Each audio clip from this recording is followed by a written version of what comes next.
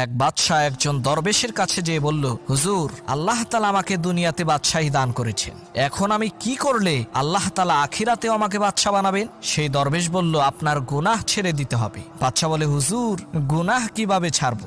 দরবেশ বলল, আপনি প্রত্যেক দিন 100 বার মৃত্যুর কথা স্মরণ করবেন। বাদশাহ বলল, ঠিক আছে। 1 মাস পর বাদশাহ আবার দরবেশের কাছে এসে বলল, হুজুর, আমি স্বর্ণের তৈরি তসবি দিয়ে প্রত্যেক দিন 100 বার মরণ মরণ তসবি জপি, তারপরও গুনাহ ছাড়তে পারছি না। দরবেশ বললেন, তোমার তো মৃত্যুর কথা স্মরণ করা একবারও হয়নি, তুমি তোমার বাদশাহী একদিনের জন্য আমাকে দাও, আমি তোমাকে শিখিয়ে দেব কিভাবে মৃত্যুর কথা স্মরণ করতে হয়। বাদশাহ বলল, ঠিক আছে। এবার দরবেশ ক্ষমতায় বসলেন, সিংহাসনে বসেই জল্লাদকে অর্ডার করলেন, বাদশাকে এই মুহূর্তে হত্যা করো। জল্লাদ দৌড়ে এসে বাদশার গলায় ছুরি ধরার সাথে সাথে বাদশা জ্ঞান হারালেন। জ্ঞান ফেরার পর দরবেশ তাকে বললেন, সবেমাত্র একবার মৃত্যুর কথা